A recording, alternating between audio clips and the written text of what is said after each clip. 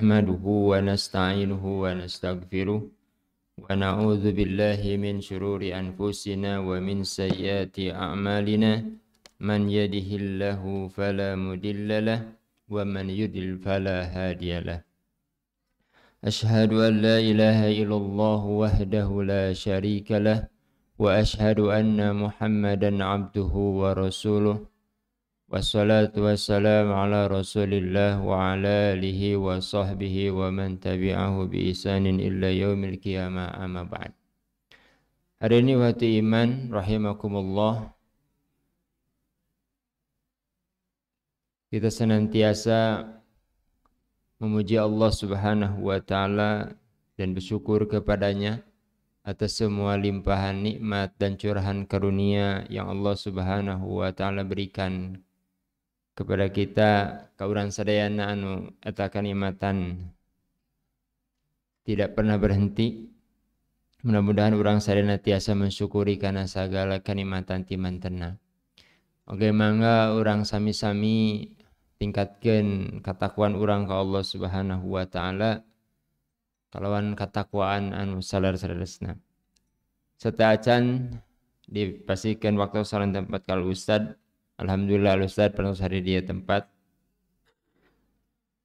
Aya sabaraha nu karaduikeun nu kahiji mata Baitur Rahman Ahad kedua insyaallah sareng Ustaz Rahmat Najib.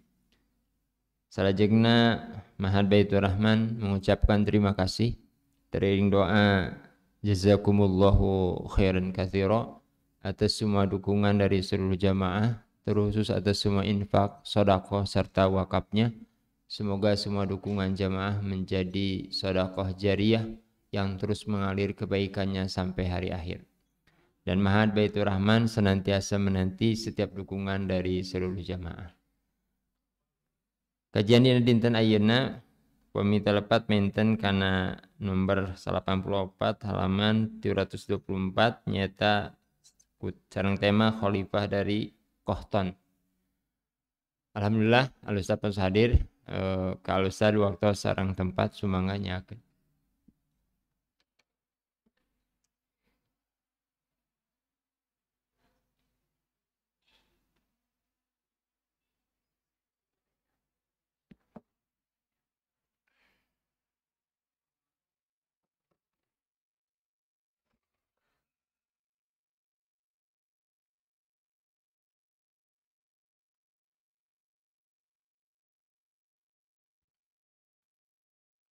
Innal hamdalillah nahmaduhu wa nasta'inuhu wa nastaghfiruh wa na'udzu billahi min syururi anfusina min sayyiati a'malina.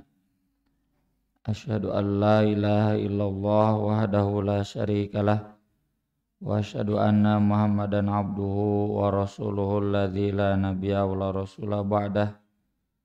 Allahumma shalli wa sallim wa barik ala Muhammad wa ala alihi wa sahbihi wa man tabi'ahum bi ihsan amma ba'd. Hadis nomor 84 ngeunaan ciri kiamat khalifah dari Kohton. Hampir selesai ke nomor 100 ya. Seberapa bulan deui ya. Menghitung hari, menghitung bulan. Mudah-mudahan buku berikutnya sudah jadi nanti, tinggal ditulis, bukan tinggal dicetak, tinggal ditulis.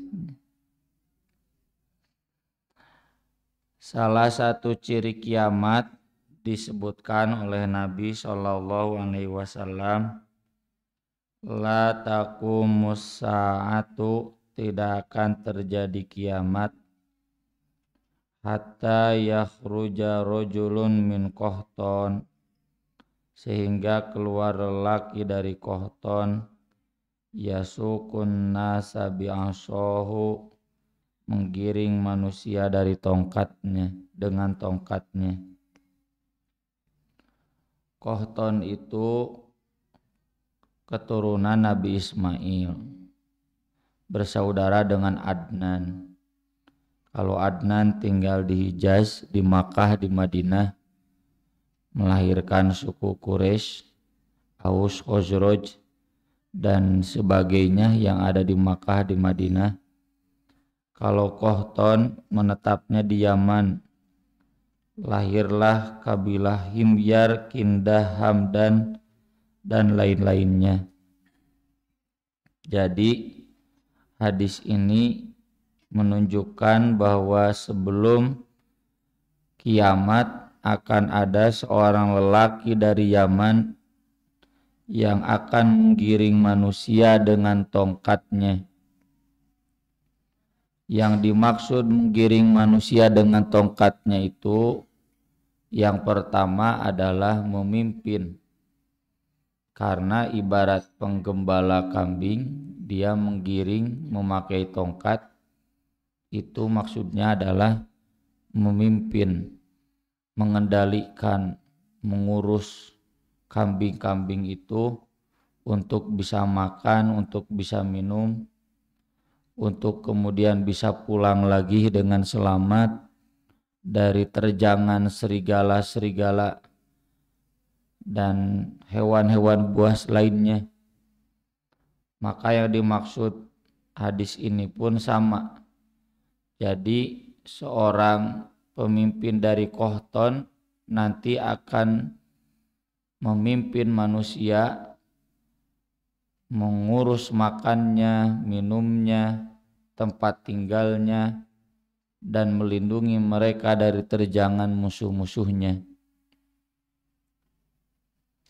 Siapa lelaki yang dari Qahtan ini? Imam Ibnu Hajar mengaitkannya dengan hadis riwayat Tirmidzi yang disebutkan bernama Jahjah. La yadhhabul lailu wan nahar hatta yamlika rajulun minal mawali yuqalu lahu Jahjah. Di halaman berikutnya, tidak akan hilang malam dan siang sampai berkuasa seorang lelaki dari kalangan mawali bernama Jahjah. Mawali itu non Arab. Mawali itu yang dulunya hamba sahaya tapi kemudian merdeka. Hamba sahaya itu panaklukan, ya.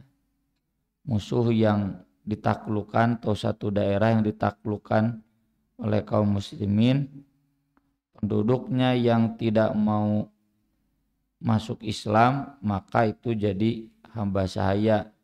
Kalau tidak mau jadi hamba sahaya berarti jadi maula, ada hubungan keluarga dengan yang memerdekakannya. Hadis ini saling mengisi dengan hadis yang tadi, dan rojulun minal mawali ini maksudnya adalah yang bukan keturunan Arab langsung, dari Makkah, dari Madinah, dan dia akan menjadi pemimpin menjelang hari kiamat.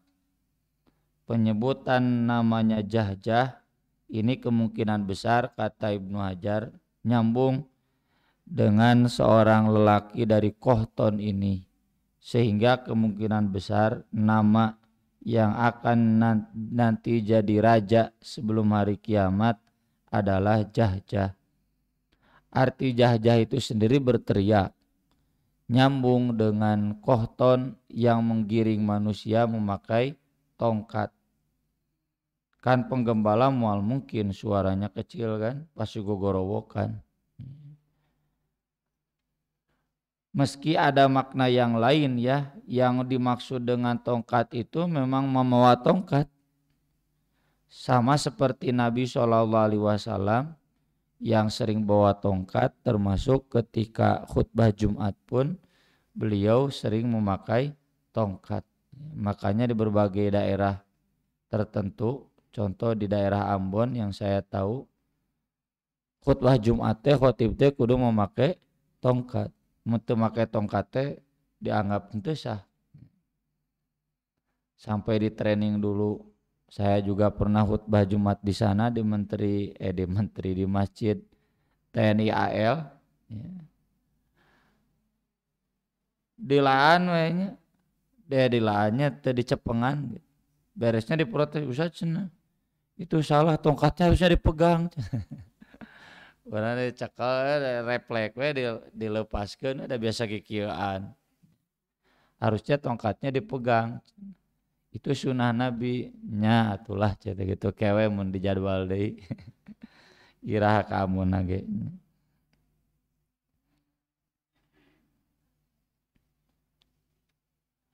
Hadis ini sempat ditentang oleh Muawiyah. Ada di hadis berikutnya, di halaman berikutnya. Anis Zuhri qala kana Muhammadu bin Jubair bin Mut'im. Muhammad bin Jubair bin Mut'im, sahabat ya ayahnya. Yuhaditsu menceritakan annahu balagha Muawiyata, bahwasanya sampai berita kepada Muawiyah, wa huwa indahu fi wafdin min Quraisyin, dan dia ada bersamanya pada satu rombongan dari Quraisy. Muawiyah teh sedang bersama rombongan dari Quraisy. Anna Abdullah bin Amr bin al-As, bahwasanya Abdullah bin Amr bin al-As yuhaditsu menceritakan annahu sayakunu malikun min Qahtan, bahwasanya akan ada raja yang berkuasa dari Qahtan. Dari Qahtan itu dari Yaman. Fa ghadiba Muawiyatu, lalu Muawiyah marah. Faqoma, lalu dia berdiri. Fa athna 'ala Allah bima huwa ahluhu, lalu dia memuji Allah dengan sifat yang layak untuk Allah. Maksudnya berkhutbah. Innal hamdalillah dan seterusnya. Tsumma qala, kemudian ia berkata, amma ba'du.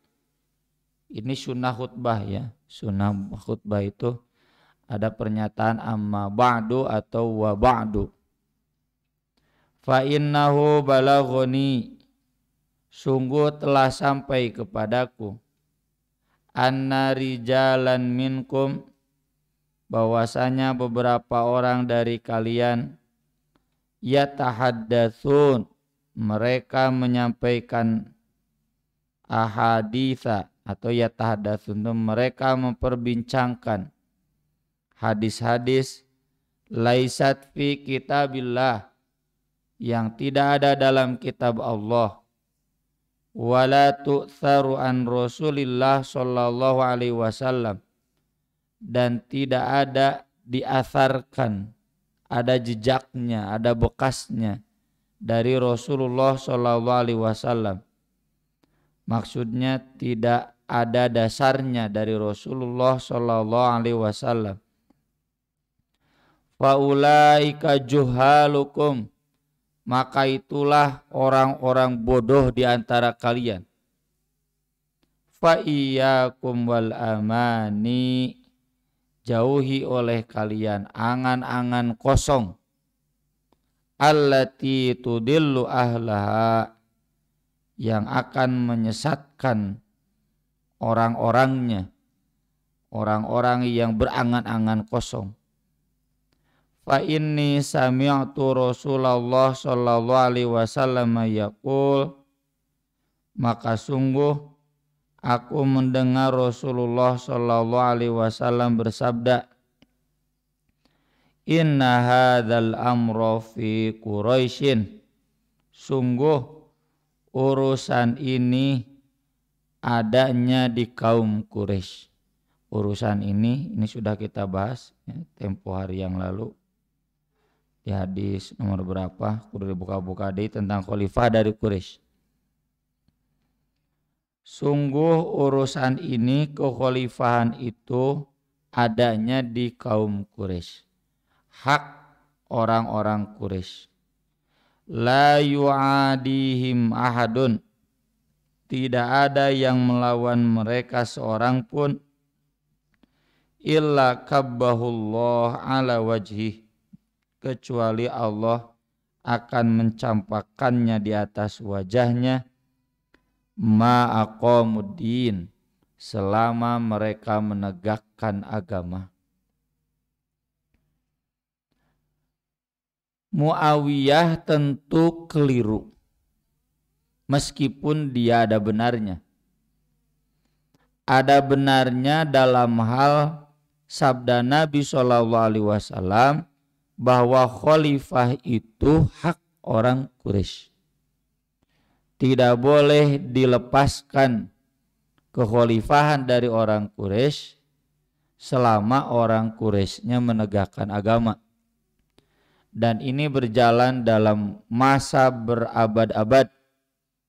Bahkan ketika kekuasaan Islam dipegang oleh Turki, orang Turki itu nggak mau menyebut khalifah, hanya sebatas sultan. Ya. Sultan menaklukkan Konstantinopel siapa namanya? Muhammad Al-Fatih. Disebutnya khalifah sultan. Sultan gak mau menamakan khalifah. Sebelum Turki Utsmani itu ada Turki Saljuk. Sebelum Turki Saljuk itu ada dinasti Mamluk. Itu orang Turki. Zaman Ibnu Taimiyah, Imam An-Nawawi, kekuasaan itu berpusatnya di Mesir. Yang berkuasanya dinasti Mamluk. Mamluk itu hamba sahaya. Kenapa? Ya karena mereka orang-orang Turki, bukan orang-orang Arab. Orang-orang Turki yang gagah, yang cerdas, yang asalnya hamba sahaya, lalu dijadikan tentara dan berprestasi di ketentaraannya. Lalu ketika Abbasiyah dijajah, diserang oleh Genghis Khan, oleh Mongol, hancurkan Baghdad. Tapi khalifah nama yakin nih. Dah gitu Genghis Khan meresepna menghancurkan, udah. Tapi khalifahnya masih ada. Nah kemudian kekuasaan Islam itu yang muncul adalah Mamluk. Mamluk itu di Mesir asalnya provinsi. Tapi karena pusat kekuasaannya hilang, maka provinsi ini jadi mandiri. Persis sama dengan Saudi Arabia lah. Saudi Arabia itu dulunya provinsi dari Turki.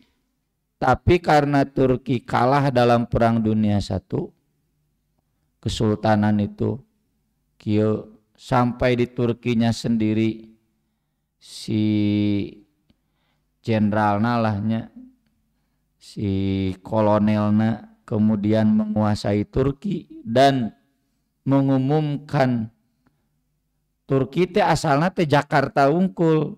Jadi misah Jakarta unggul. Jadi Turki unggul. Dulu kan yang disebut Turki itu Saudi Arabia masuk Turki, Mesir masuk Turki, ya. Suriah masuk Turki, Palestina bagian dari Turki. Tapi karena Turkinya sendiri saat itu kesultanan hancur, anak-anak muda Turkinya di bawah si kolonel saat teh Kemal Atatürk, ya. Kemudian memproklamirkan Turki, ya otomatis Saudi Arabia jadi misah. Mesir jadi misah. Ngan Palestina nu karunya mah. Ketika Turki hancur itu Palestina kaburu diproklamasikan ku Israel. Palestinanya belum sempat proklamasi, mantak nu diakui ku Google deh Israel. Malah dina Google Palestina karena memang Palestina belum diproklamasikan sampai hari ini. Satu-satunya presiden yang lantang membela Palestina Presiden Soekarno. Mantak alhamdulillah Jokowi oge ngadukung kene ka Palestina. Mun Jokowi teu ngadukung ka Palestina turunkeun we. Bawanianan ngalawan Soekarno. Konferensi Asia Afrika nya di Bandung itu perlawanan bangsa-bangsa Asia Afrika kepada Israel dan Barat. Mereka itu pendatang, Israel itu ibaratnya meureun ayeuna jiga orang Cina di Padalarang. Melian tanah di Kota Baru Parahyangan. Ujug-ujug memproklamasikan negara di Kota Baru Parahyangan. Dilawan ku orang Padalarangna. Orang Padalarangna lantaran orang Kota Baru Parahyangan cara ranggih senjatana. Jadi Israel itu mempersiapkan diri dari sejak tahun 1900-an, 1890 sekian berdiri. Tanya si naon ngaranna teh organisasi teh Zionis didirikan, misinya mengajak orang-orang Yahudi ke Palestina. Kumaha gerakanana dibulian tanah-tanah orang Palestina. Kemudian dibangun pemukiman-pemukiman, ya jika Kota Baru Parahyangan lah gitu. Ya, jika mun di Tangerang mah naon Lipo, ya. Oh, mun di Bandung tuh nu ayeuna Aljabar teh naon. Nya eta lah. Kan Kota Baru dibuli, jual gitu. Nah, mereka kemudian menyiapkan tentara, anak-anak muda dilatih. Dageus apal, Inggris nanti akan beranjak dari Timur Tengah. Nah, ketika Inggris beranjak langsung pinter. Dan memang geus kong kalingkong memehna jeung Inggris, ya. Deklarasikeun we negara Israel Palestina nama bangsa Palestina mun di Padalarang orang-orang Sundana kecolongan, ya. Nah, ketika dinasti Mamluk berkuasa di Mesir, orang Turki tapi berkuasa di Mesir, itu hebatnya orang Turki dulu. Mereka nggak berani menyebut khalifah. Tetap dalam khutbah Jumat itu, jadi ada tradisi ya, khutbah Jumat itu memuji khalifah. Saya baca sejarah Islam Hamka, kenal kan Buya Hamka? Sampai beliau kecil dulu sebelum kemerdekaan di Minangkabau itu, di Padang itu, di Riau, si khotib Jumat itu selalu menyebutkan memuji nama sultan yang ada di Turki. Karena memang sultannya ke Turki Utsmani kan khalifah Quraisy sudah nggak ada. Tapi di masa awal Kesultanan Turki di Mesir, lalu nanti pindah ke Saljuk, lalu yang sekarang ke Turki itu, yang sekarang Istanbul, itu di awal khutbah itu kalau memuji khalifah, mendoakan khalifah itu, khalifah yang Abbasiyah yang ada di Baghdad meskipun sudah hilang pengaruhnya karena udah kalah. Sampai habis khalifah Abbasiyah nggak ada lagi. Nah, baru diganti memuji khalifah itu, mendoakan khalifah itu adalah sultan-sultan Turki. Jadi lamun aya di masjid-masjid ngadoakeun Bapak Jokowi, sunnah eta teh. Sunnah umat Islam ya, bukan sunnah Nabi. Da zaman Nabi macan aya khalifahna. Memang sunnah para ulama, sunnah umat Islam, khalifah itu harus didoakan. Karena kemaslahatan khalifah itu kemaslahatan buat umat. Sok mun Jokowi bager, ibuna kan enak geus bagernya geus daek ditiung. Ya, itu maslahatnya buat umat Islam. Kita tong sok kagok ngadoakeun Bapak Jokowi teh. Sudi cenah cuci ibu teh. Komo cek bapak-bapak tukang ngarokok, ngaon teu meunang meuli rokok aya mah di warung. Kudu kahajiayan langsung melina dusan. Jadi yang disampaikan oleh Muawiyah ini benar. Tapi karena Muawiyah dulunya ustadz yang kemudian merangkap politisi, dimaklum loba hadis nu poho. Aya di urang nu baheulana santri terus jadi politisi. Aya. Maaf ya, Bapak Aher ketika jadi gubernur seingat saya ya, muka muswil di Ciganitri anu kapilihna teh Ustaz Samsul Pala macakeun hadis-hadis kan asa teu napak gitu. Maksud saya bukan menghina Bapak akhirnya, yaitu memang konsekuensi logis. Pak Aher teh kurang kumaha atuh santri lulusan Lipia LC ya. Abdi mau boro-boro LC ya. Hese yang Kalipia itu lulus lah gitunya, da teh pernah daftar acan. Da mau lulus gitu hese. Dia Pak Aher teh lulusan Lipia LC jadi pinter. Lulusan Lipia mah tuh ustad aja memang ustad ketua umum PUI. Tapi ketika beliau baca hadis teu pas sampai banyak digumamkan ku kiai-kiai Persis yang hadir saat itu. Cenah gubernur memaksakan maca hadis teh gitu. Tapi sigana mah ayeuna mah geus bisa deui. Kalau ada kader Persis nu baheulana ustad terus jadi politisi titah ceramah da sok asa hambarnya. Nah gitu. Muawiyah pun demikian, dulunya padahal sekretaris Nabi, sekretaris wahyu. Quran itu beliau semua tulis, hadis beliau tulis, Muawiyah itu tulis bagian setnek gue ya, bagian dokumentasi. Muawiyah juga orang yang soleh, ahli ibadah, tapi beliau memilih terjun ke politik. Dan sesudah jadi politisi beliau juga soleh, perhatian kepada rakyatnya. Makanya ketika Utsman bin Affan wafat, Utsman itu kan saudara sepupunya Muawiyah ya. Satunya di desa saudara sepupu. Mun di situ aksan mah babar nyontokeun. Jadi karena sesudah Utsman, pejabat dekat Utsman yang soleh seperti Utsman yang kaya dan dermawan itu adalah Muawiyah, dan yang paling dekat ke Utsman Muawiyah, makanya orang-orang Syam, orang-orang Suriah langsung membaiat Muawiyah. Jadi jangan dipahami Muawiyah itu haus kekuasaan sampai berani berperang dengan Ali. Eta mah kebenaran we, orang Syam milihnya Muawiyah, orang-orang Madinah memilihnya kemudian Ali. Atuh dah harita mah can usum video call.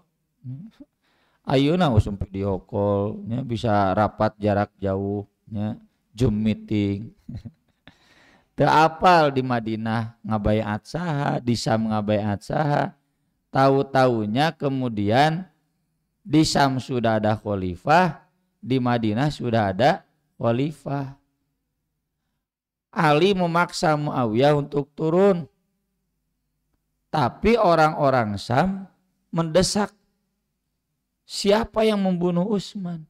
Kan Utsman itu dibunuh, di demo kemudian dibunuh. Tapi kenapa Ali mendiamkannya? Nah gitulah. Biasa dina politik menyatong boro politik partai politik, politik jamiah wae oge. Saetik oge jadi raheut ya, sok digede-gede keuna. Masalahnya masalah sepele. Pirage masalah haji, masalah umroh, masalah zakat, naon deui. Masalah wakaf ya, masalah pertaskilan, hal-hal kecil bisa jadi gede. Nah Muawiyah karena sibuk ngurus umat, maka otomatis kalau ada hadis-hadis yang beliau luput. Dan karena sudah jadi politisi, sok baper jadi politisi mah. Terang bu baper, sok GR. Jadi ketika mendengar hadis ini seakan-akan itu akan nembak posisi Muawiyah. Muawiyah harus digantikan dari seorang khalifah dari Kohton. Padahal bukan begitu. Ngan Muawiyahna baper weh. Itu siapa yang bawa hadis-hadis, seakan-akan hadis itu disangkanya untuk nembak Muawiyah padahal nggak ada hubungannya. Jadi sok baper. Jika Jokowinya baper, ya begitulah cenah repotnya di istana, gagal nyaleg salahkeun istana, gagal lolos pemilu salahkeun istana. Pancek netizen teh Jokowi aja ngomong gitu segala teu rumasa merepeh we. Jadi sok baper gitu. Nah, Muawiyah juga sama baper ketika ada yang menyampaikan hadis ini seakan-akan wah tamaka aing cenah ka aing gitu. Kalau sudah jadi politisi sok baper tong waka jadi politisi we jadi ketua jamaah, jadi ketua cabang, aya ustad ceramah padahal ustad main lempeng. Wah, cenah ieu menyinggung ka urang. Pundung ustad teh ditanya-tanya acan. Kalau ada yang seperti itu lumrahnya ustad sing ngamaklum we.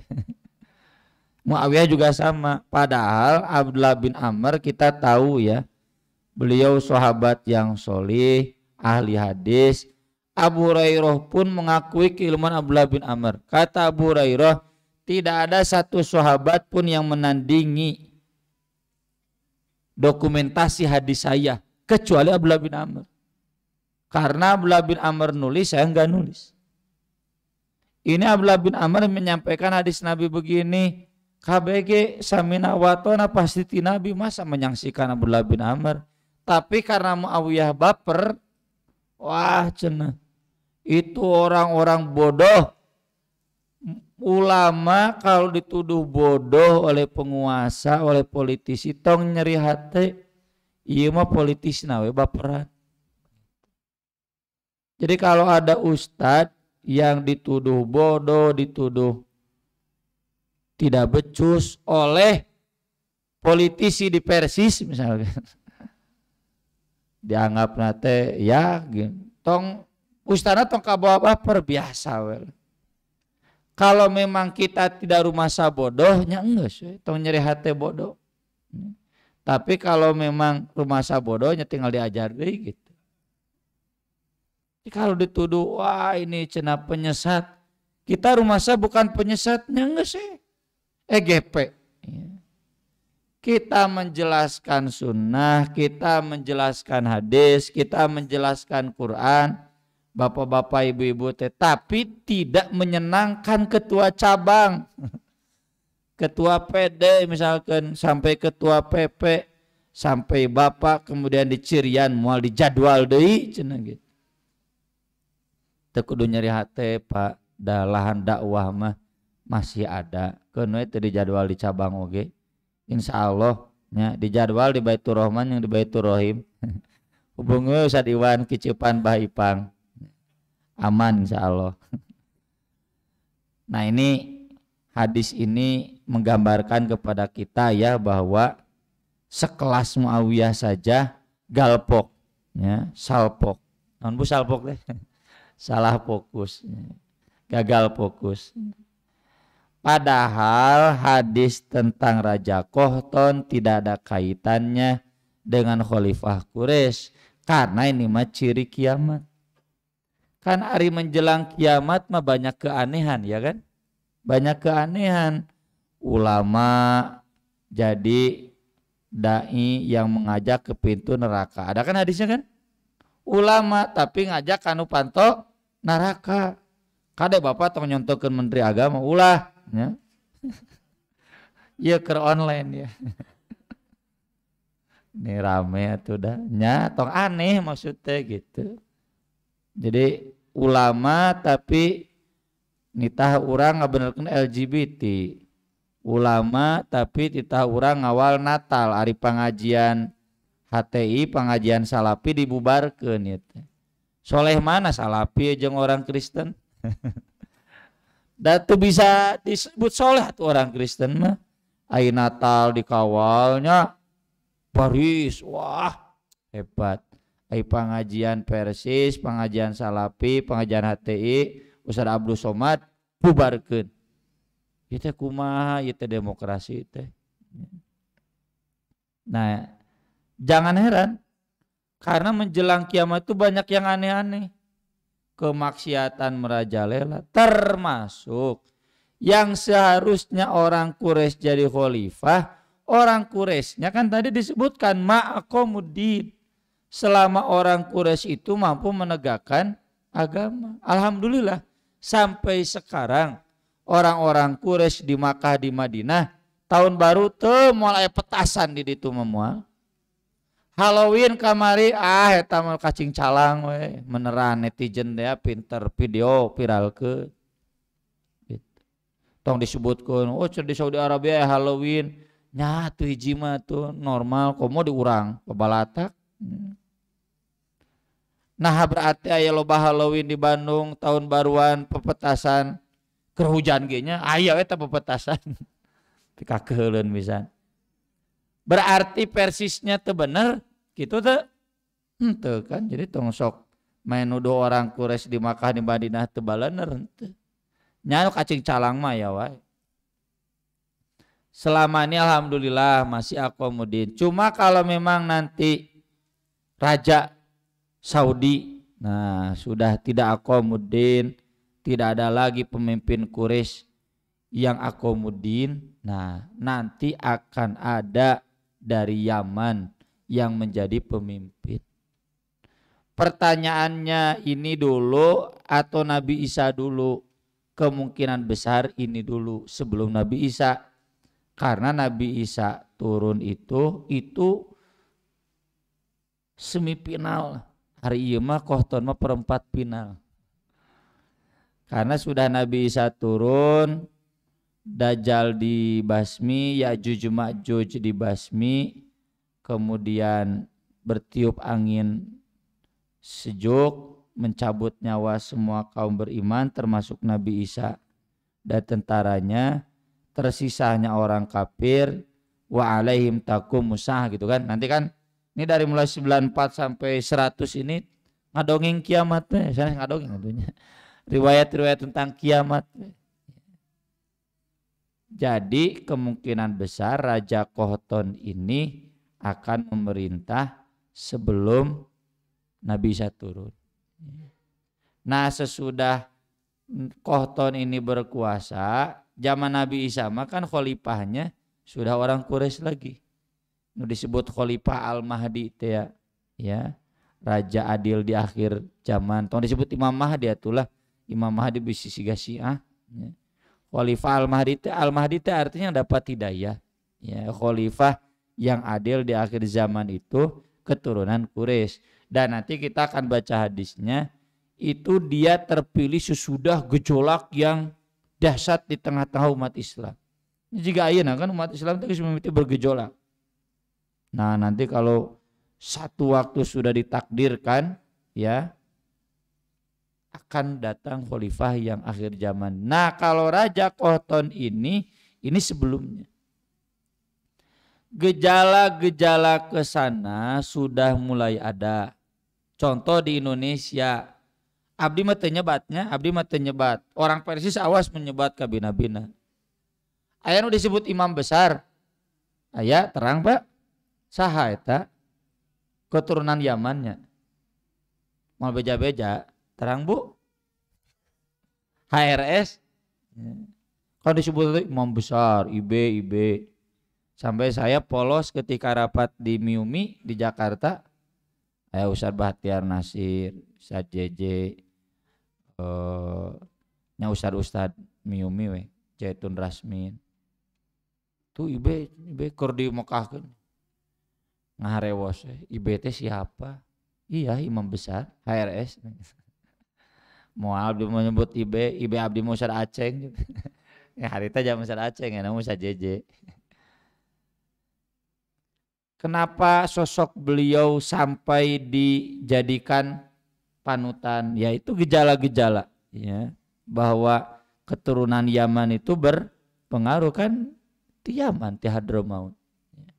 Meski ada silsilah Quraisynya, tapi ada juga silsilah dari Kohtonnya. Kemudian kapan Raja Kohton ini akan keluar? Ada banyak data. Tapi memang data ini sebagian bukan dari Nabi, sebagian dari Nabi. Ngan ku Al-Hafidz Ibnu Hajar ini bisa nyambung. Datanya diantaranya ada riwayat bahwa bangsa Yaman itu di halaman 327 di kitab saya akan mendapatkan 2 murka dan 2 rahmat. Dua murka adalah pertama hancurnya bendungan Ma'rib. Ya, kita kenal di Yaman itu dulu kan Sabah. Sabah itu terkenal dengan bendungannya. Dan Sabah hancur, Yaman itu hancur sesudah bendungan itu hancur. Dan kita belajar dalam sejarah itu awal kehancuran negeri Sabah.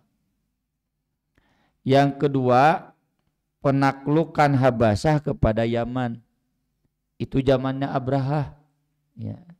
Abraha kan di Habasyah menaklukkan Yaman sampai Abraha kemudian menyerang Ka'bah. Ya. Itu sudah terjadi.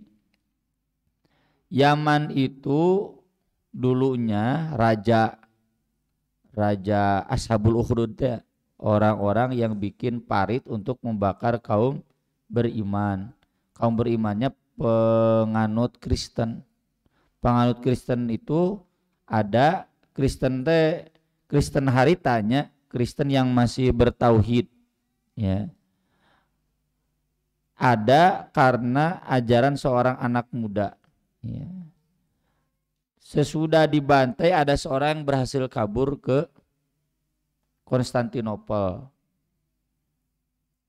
Kaisar Konstantinopel kemudian memerintahkan Raja Habasyah karena sama Kristen kan. Matakna dina Sahih Bukhari Kaisar Konstantinopel syahadat nanti asup Islam gitu. Karena beliau kemudian tidak sholat, tidak zakat, malah tetap dalam agama Kristennya. Kaisar Konstantinopel, Kaisar Bizantium. Kemudian Raja Habasyah masuk Islam, ya, sampai disolatkan oleh Nabi SAW. Jadi itu satu link.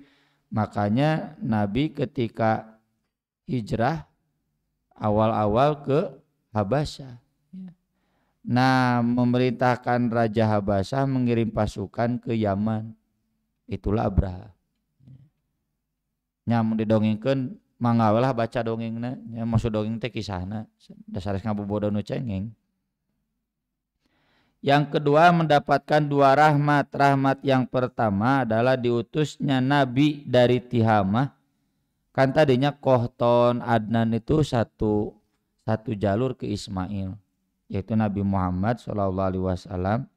Dan yang kedua akan diutus seorang namanya Syu'aib bin Sholih yang kemudian akan menumpas para penghancur Ka'bah. Nah, tentang penghancuran Ka'bah ada hadisnya. Saya tulis di bawah, yukharribul Ka'bah dzussuwaiqataini minal Habasyah. Ka'bah akan dihancurkan oleh seseorang yang mempunyai dua betis kecil dari Habasyah. Maksudnya orang-orang Afrika. La yuhajjannal baitu wa la yu'tamaranna ba'da khuruji Ya'juj wa Ma'juj. Baitullah akan dikunjungi haji dan umroh lagi setelah keluarnya Ya'juj dan Ma'juj. Nyambungnya, jadi ketika Ya'juj dan Ma'juj itu Ka'bah sedang libur haji dan umrohnya karena sedang hancur. Siapa yang menghancurkannya? Orang-orang Afrika. Dan kemudian datang Ya'juj Ma'juj. Nah, nanti sudah binasa ini Ka'bah dikunjungi lagi. Ada haji lagi, ada umroh lagi. La taqumus sa'ah hatta la yuhajjal bait. Tidak akan terjadi kiamat sehingga Baitullah tidak dikunjungi haji. Maksudnya bukan selama-lamanya, ya. Tapi pernah nanti satu zaman Ka'bah dijegal, dihancurkan, tapi nanti kemudian kembali lagi haji lagi. Jadi hadis-hadis yang menyatakan Baitullah akan dikunjungi haji umroh menjelang kiamat dan tidak akan dikunjungi haji umroh menjelang kiamat, dua-duanya tidak bertentangan. Ada masa tidak dikunjungi, ada juga masa yang kemudian nanti dikunjungi lagi. Dan kalau itu tidak terjadi, meski itu tidak kita inginkan, kita jangan terlalu baper, Pak Bu. Nabi saja mengalami. Nabi itu disyariatkan haji itu tahun 5 Hijriah. Makanya tahun 6 Hijriah beliau berangkat ibadah haji, tapi kemudian dihalangi di Hudaybiyah, ya. Di Hudaybiyah dihalangi dan beliau tidak bisa masuk. Kemudian Fatu Makkah, kemudian Tabuk, baru bisa datang lagi tahun 10 Hijriah. Jadi seandainya nanti teralaminya naudzubillah min dzalik, jemaah haji sudah siap mau berangkat tapi kemudian ada perang ya yang tidak memungkinkan kita masuk ke Makkah, jangan kaget karena aya prediksi nanti Nabi SAW bahwa itu akan teralami menjelang hari kiamat. Tapi itu tidak akan selama-lamanya. Karena para penghancur Ka'bah ini nanti dibinasakan oleh raja dari Qahtan. Kenapa bukan dari raja Quraisy? Apan kereleh Ka'bah oge kan Quraisy itu simbolnya Ka'bah ya. Makkah Madinahnya sedang dikuasai, Quraisynya sedang lemah, nanti kekuatannya akan muncul dari Yaman. Maka dari itu dalam hadis yang terakhir ya, di halaman terakhir Nabi pernah menyatakan al-imanu yamanin wal fitnatu hahuna yatlu qarnu syaiton.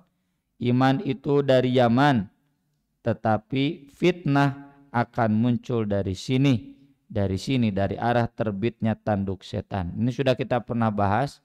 Yang dimaksud tanduk setan itu dari timur. Timur zaman Nabi itu Irak. Sampai hari ini Irak sumber fitnah. Kalau disebut Irak zaman Nabi, mun aya nama jeung Iran. Ya. Irak sekarang pun mayoritasnya masih Syiah. Kosku mau Iran mah. Ya. Di Irak dan Iran itu sampai hari ini sumber fitnah di Indonesia termasuk aliran bid'ah terbesar dan terbandel adalah Syiah. Ya. Paling hese dan terjahat itu adalah Syiah. Apakah ini tidak bertentangan dengan hadis yang kemarin ketika kobaran api berkecamuk, kata Nabi di Syam? Iya, kalau itu masanya ketika bumi terkepung oleh kebakaran di mana-mana, yang akan selamat itu adalah Syam. Kalau ini menjelaskan bahwa iman akan menyebar di Yaman dan mendatangkan keamanan. Ini zamannya Raja Qahtan. Hadis-hadis ini Bapak Ibu jangan ada apatis ya. Cenah menelir hadis teh. Kalau kumagi ini hadis dari Nabi SAW. Kita harus mempelajarinya, kita harus mengetahuinya karena tidak mustahil meskipun kealamanku orang ini teralami oleh anak cucu kita. Jadi ketika ada gejolak-gejolak di Timur Tengah, mau kabengbat ku ISIS, ya. Mau kabengbat ku Syiah, ya. Tapi sudah punya pegangan nah begini, panduan dalam sunnah tentang huru-hara akhir zaman. Ya menedek di Qahtan, kalau tidak dari Quraisy, nanti raja yang adil di akhir zaman. Sekian yang bisa saya sampaikan pada kesempatan pagi hari ini, mudah-mudahan bermanfaat. Insya Allah kita nanti akan sambung di pembahasan tentang Khalifah Al-Mahdi. Sebelum ditutup, mangga bila aya nu bade naroskeun. Mangga.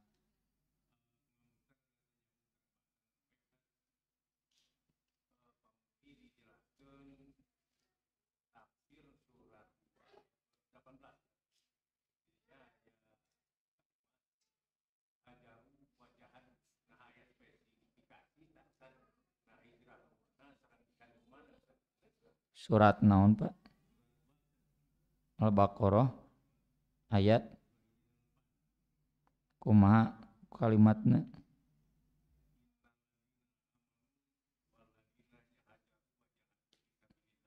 Oh. Hajaru hijrah, jahadu jihad. Hajaru mah menyelamatkan diri menghindari musuh karena belum mampu melawan. Kalau jihad mah melawan musuh karena sudah mampu melawan. Pilihan tuh. Kalau kita belum mampu melawan, hijrah. Bapak di perusahaan teu mampu ngalawan, pindah. Perusahaan ngajak ke maksiat mah mun mampu ngalawan lawan. Tapi kalau bapak jadi PNS pun bisa tong hijrah lawan lantaran negara nu bapak.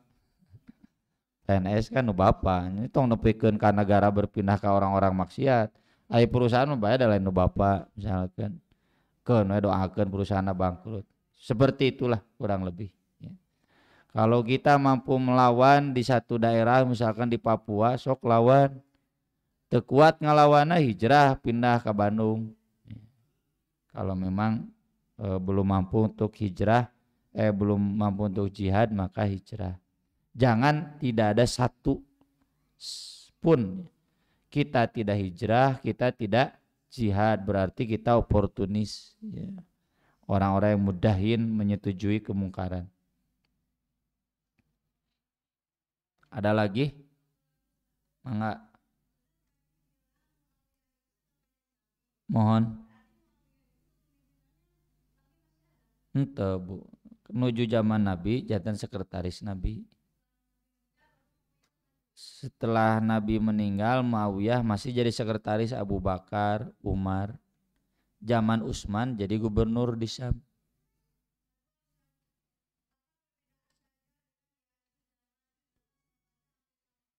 Ente bu benten. Mun pan ke dibahas. Ayeuna dibahas make teh bahas ya.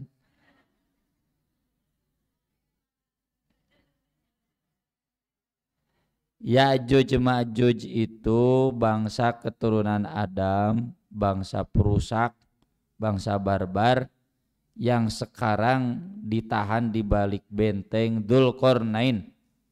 Bentengnya goib, Ya'juj Ma'jujnya pun goib. Moal aya dina Google Map oge.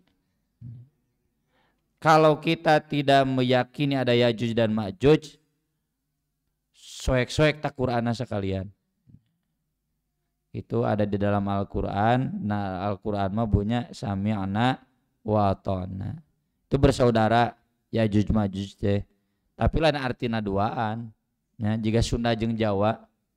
Sunda Jawa bersaudara, tapi lobapan Sunda loba, Jawa loba. Yang kedua khalifah Dajjal. Dajjal teh aya dua bu. Aya Dajjal wungkul, aya Al-Masih Dajjal. Dajjal wungkul mah nabi palsu, jumlahnya ada 30. Hitung ya, ini terus aya sabaraha, sesana beli sabaraha deui gitu. Dimulai Musailimah Al-Kadzab ya, zaman Abu Bakar. Aswad Al-Ansi nepikeun ka Mirza Gulam Ahmad. Ya. Nabi palsu itu Dajjal. Ada lagi nanti Al-Masih Dajjal. Al-Masih Dajjal mah manusia yang berkekuatan dewa. Makanya disebut Al-Masih. Bisa menghidupkan yang mati, bisa menyembuhkan yang sakit dengan satu kali usapan. Tekudu ka Hasan Sadikin. Bisa menurunkan hujan, bisa mengeringkan pegunungan. Ya. Apatar lah itu apatar. Jadi itu Al-Masih Dajjal. Dan Al-Masih Dajjal ini nanti disembah. Beda kan bu ya? Beda. Al-Masih Dajjal ini disembah dan jadi ujian kiamat. Makanya kita berdoa wa min fitnatil Masihid Dajjal. Satu-satunya yang bisa membunuh Al-Masih Dajjal adalah Al-Masih Isa bin Maria. Tuh jadi udah dongengkeun ayeuna ke moal rame deui Ibu. Begitu Bu ya. Ada lagi? Cukup ya, terima kasih, mudah-mudahan bermanfaat. Mohon maaf atas segala kekurangannya. Aku qouli hadza wa astaghfirullah li wa lakum. Subhanakallahumma bihamdik asyhadu an la ilaha illa anta astaghfiruka wa atubu ilaik. Wassalatu wassalamu ala Rasulillah. Wassalamualaikum warahmatullahi wabarakatuh.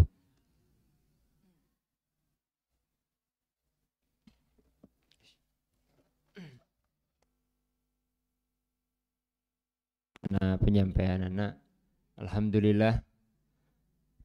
Mudah-mudahan Al-Ustaz senantiasa dijaga ku Allah Subhanahu wa taala sareng keluargana, sareng diluaskeun ilmuna sehingga urang sadayana senantiasa kenging pengetahuan ti anjeunna. Ngahaturkeun nuhun ka alihuti iman sadayana kana kasumpinganana oge nada siapunten kana sagala kakiranganna. Cekap enten kajian mata dinten ayeuna. Tutup doa Rabbana atina fid dunya hasanah wa fil akhirati hasanah wa qina adzabannar. Assalamualaikum warahmatullahi wabarakatuh.